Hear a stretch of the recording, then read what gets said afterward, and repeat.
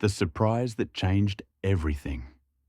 I used to think the worst pain in life was loss, losing a loved one, a job, or even just your sense of purpose. But no, the worst pain is betrayal, the kind that crawls under your skin and makes you question everything. And for me, that pain came home in a paper bag filled with Thai takeout and good intentions. Kristen and I had been together for 3 years, engaged for 6 months.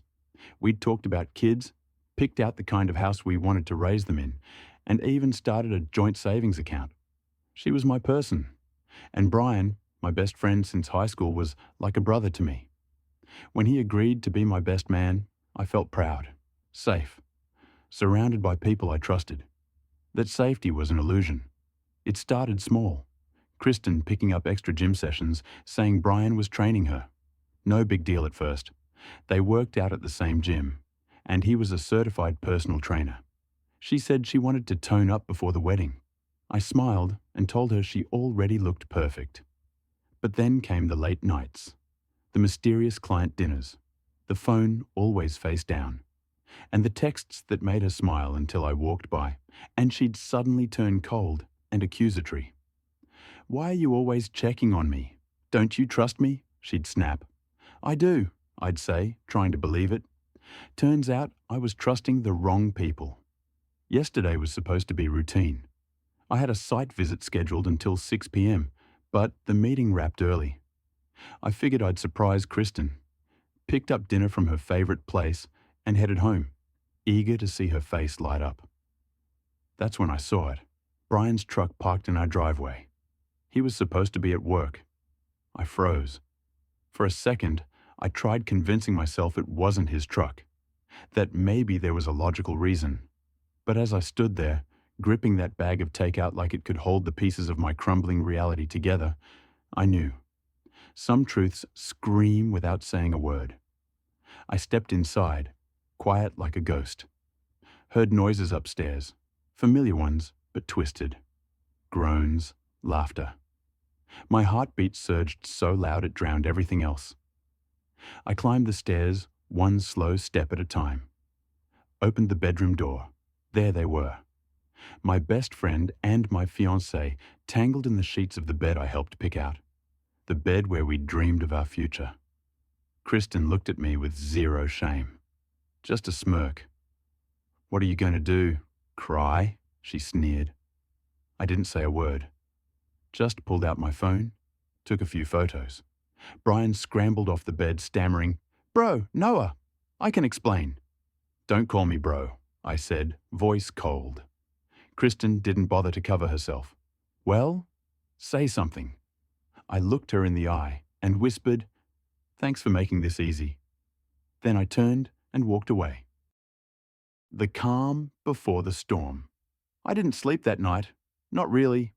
I lay on a scratchy motel bed with my phone buzzing beside me like a bomb waiting to go off. Kristen, Brian, Kristen again, then Brian. 47 missed calls, over 100 texts. Some begging, some threats.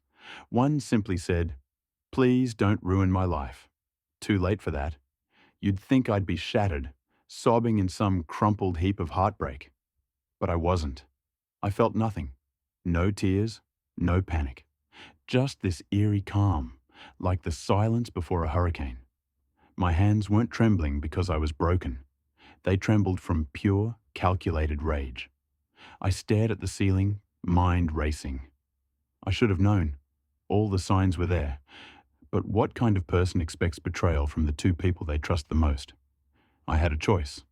Lose myself in grief or take control. I chose control. That morning, I started making moves. First stop, the bank. The teller asked if I needed help, and I gave her my most polite smile. I'd like to separate my accounts and remove someone as an authorized user. She asked why. I told her. She blinked, then leaned closer. "Honey, my sister went through the same thing. Take him for everything." I chuckled, almost grateful for the solidarity. Kristen's access to our joint funds? Gone. Her credit cards? Declined. I transferred my half into a brand new private account. I even left the engagement ring on our kitchen table with a sticky note. Hope he was worth it. Next came the calls. First, my family, then hers, then Judith. Yes, Brian's wife. I'd held off until I had proof. But Kristen had made one critical mistake. She never logged out of our shared iPad. She used it for everything: messages, photos, even calendar entries. I'd spent the past few weeks screen grabbing everything that smelled off. Now, I had it all. Every lie. Every meeting disguised as a gym session. Every crude message they sent about me. About Judith. Judith answered after 2 rings. Calm voice. Hey Noah, everything okay? No, I said honestly. But I think you need to see something. I sent her everything. The silence on the other end stretched until it snapped. I had a feeling, she whispered. Thank you for not letting me stay in the dark. By noon, Kristen showed up at my brother's apartment where I'd crashed the night before. Her face was red from crying. Real tears this time. Or maybe just desperation. Noah, please, just talk to me. I let her in. Not because I wanted to reconcile, because I wanted to watch her squirm. It was a mistake, she said through sobs. We weren't thinking. We were drunk. I held up my hand. You were drunk in every message. Every time you laughed about lying to me. Every time you used my card to pay him for those sessions. She turned pale. You went through my messages? I laughed. Oh, so now you care about privacy? What about the privacy of our bed? Just then, as if on cue, Brian knocked on the door. Talk about bad timing. He tried to act casual. Hey man, we should talk this out. Like men. I stared at him for a long moment. 15 years of friendship, and you couldn't keep your hands off my fiancée? There's nothing to talk about. That's when he lost it. He stepped forward, fists clenched. What? You going to hit me? I said quietly. Go ahead. Give me a reason to call the cops. He backed off. Cowards always do. Kristen burst into tears again, begging me not to ruin her life. You already did that, I said. And just like that, they were out the door. But this wasn't over. Not even close. The fall of the golden couple. You know what's funny? How quickly everything unravels when the truth gets a spotlight. In the days following their little performance, I stayed busy. Not with moping, but with action. Cutting ties, setting boundaries, making sure Kristen and Brian felt the full weight of their decisions. I wasn't interested in revenge, not really. I was interested in accountability. Kristen had been counting on my silence. She thought I'd crawl back, beg for closure, but I didn't respond. Not to her, not to Brian. Just let their panic build. Then came the consequences. See, Kristen had been working hard for months to land a huge real estate client. A wealthy couple from out of town looking to buy commercial property. She needed my employment verification for credibility. The clients reached out on Thursday. Do you feel comfortable providing a character reference for Kristen? They asked. I told the truth. No, I don't. I'm no longer engaged to Kristen. And while I can't speak to her business practices, her personal ethics concern me deeply. I wouldn't recommend her. That's all it took. The client pulled out. That night, Kristen showed up outside my place again, screaming this time. I opened the door to find her recording me with her phone. You vindictive piece of shit! You cost me my biggest sale of the year, she shouted, circling me with her camera like she expected a show. I didn't give her one. Hands in my pockets, I simply said, actions have consequences, Kristen. You should have thought of that before sleeping with my best friend. Her expression twisted. You ruined everything. No, I said. You did. She hurled one of my patio chairs at the front door as I stepped back inside. I called the non-emergency line, told the cops everything. When they arrived, she was still pacing and shouting. They gave her a warning for disturbing the peace. Kristen wasn't the only one spiraling. Brian's carefully curated image was unraveling too. Judith, God bless her, wasn't just devastated. She was furious. A quiet, cold fury that makes men like Brian sweat. She asked to meet for coffee. I brought all the evidence: texts, photos, receipts. She sat there, flipping through them with calm precision. But when she found messages from January, her hands started to shake. All those nights he said he was training late. I believed him, she said, her voice breaking. The next morning, Judith showed up at the gym during one of Brian's training sessions, walked right up to him and dumped a chocolate protein shake over his head. The place went silent. Then she started reading the texts aloud, the explicit ones, the cruel ones where he and Kristen joked about sneaking around behind our backs. Everyone in the gym heard it, including his clients.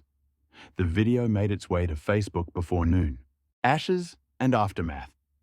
By the end of the week, their entire world was in freefall. Kristen had once strutted through open houses with tailored blazers and fake smiles, confident in her curated image. Now, her clients were disappearing faster than she could make excuses. Her big-shot broker called her in for a performance review, code for "we're watching you closely, and we don't like what we see." Meanwhile, Brian was getting dragged in every group chat, gym forum, and local Facebook group in town. Turns out nobody wants a fitness coach who's more committed to cheating than training. And those clients? They weren't just leaving. Some were demanding refunds. Judith was the one who hit the hardest. After their very public gym meltdown, she changed the locks and dumped his things on the front lawn. Then she sent out a mass email to all the gym's high-paying clients with one clear message: if you're looking for a trainer who respects your time, your home, and your marriage, Brian isn't your guy. The gym's management team saw the backlash and started restructuring. Brian suddenly found himself temporarily off the schedule while they assessed client concerns. Translation: you're out. And the best part? They turned on each other. Brian blamed Kristen for getting sloppy. Kristen blamed Brian for being a coward who couldn't handle pressure. Their perfect little fantasy imploded under the weight of reality. That smug confidence they wore like armor turned brittle overnight. And me? I was just watching the bonfire burn from a safe distance. The messages kept coming.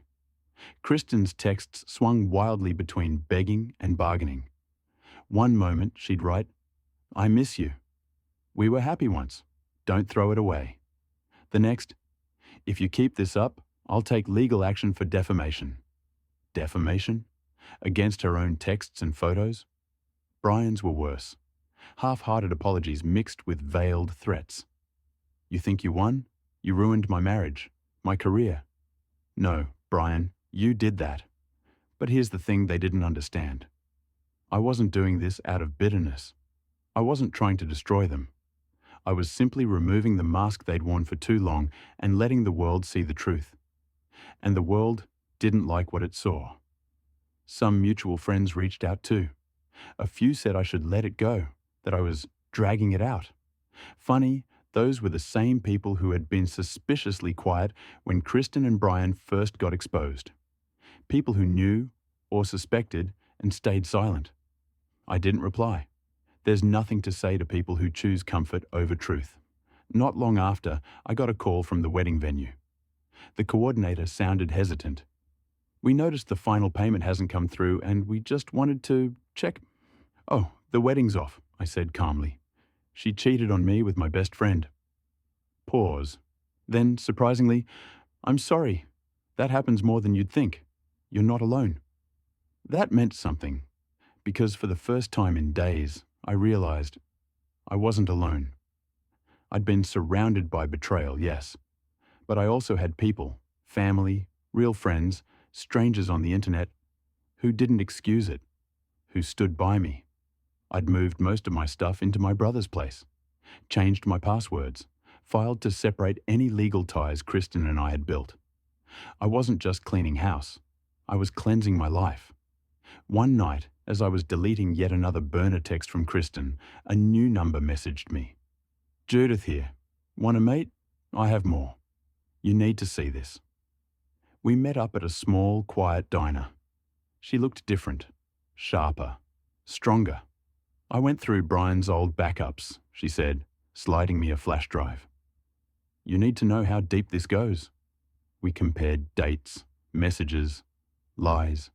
Turns out the affair had started earlier than either of us thought. And they hadn't just mocked us. They'd planned how to cover it up if they ever got caught. Kristen had even suggested manipulating me emotionally to delay any suspicion. Judith's eyes were glassy with rage. I thought he loved me. I nodded. I thought she respected me. We didn't need to say it out loud, but we both knew.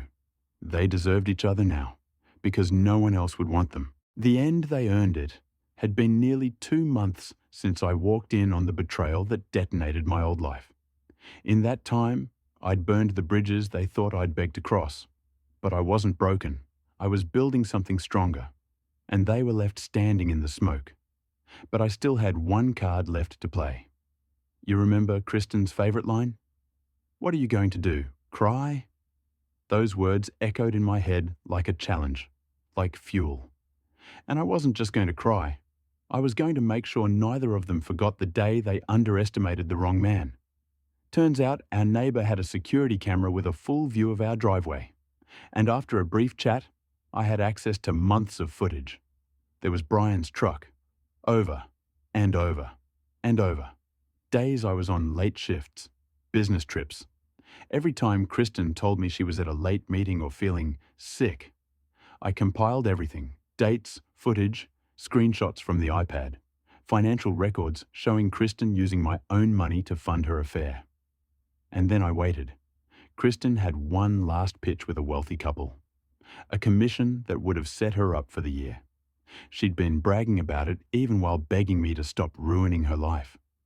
What she didn't know, that couple's longtime friend was my cousin Edgar. Edgar had seen the video I made, had seen the texts, had watched me be humiliated and choose dignity over destruction. One conversation with him and those clients were gone. No screaming match, no public drama. Just, we no longer feel comfortable doing business with Kristen. That was the beginning of the end. In a small town, word spreads like wildfire, especially when you're holding gasoline and proof. I didn't spread rumors. I just let people ask me what happened. And when they did, I told the truth. I showed the receipts. People don't forget facts. Couples pulled listings from Kristen's portfolio. Referrals dried up. Her own broker, worried about reputation, put her under formal review. And that dream commission? Gone. Just like Brian's dream of being a fitness influencer, which had turned into a joke among the local gym crowd. And the final cherry? I ran into both of them at a bar. They walked in together, already bitter and distant. They looked hollow, worn out, as if the weight of what they'd done finally caught up with them. Kristen saw me first, marched up, venom in her voice. "You're pathetic," she spat. "You destroyed our lives because you couldn't handle the truth." I smiled. "Handle it? I handled it just fine. How's that commission coming?" Brian tried to step in, face hard. "Man, just let it go." "Oh, I did," I replied. "But apparently your gym didn't. Heard they're reviewing your contract." He clenched his fists, swung at me. Big mistake. I ducked.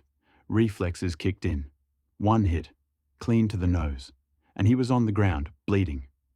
I didn't get kicked out. The bartender had seen everything. Filed the police report himself. "He swung first," he said. Later that night, Kristen's broker called her in for a formal review. Between losing clients, public fallout, and potential ethics violations, she was placed on probation. And Brian? Judith filed for divorce. He lost most of his clients and moved in with a buddy. Last I heard, he was working part-time and sleeping on a couch. Kristen kicked him out too. Apparently their love didn't survive unemployment and mutual resentment. Funny how that works. As for me, I met someone.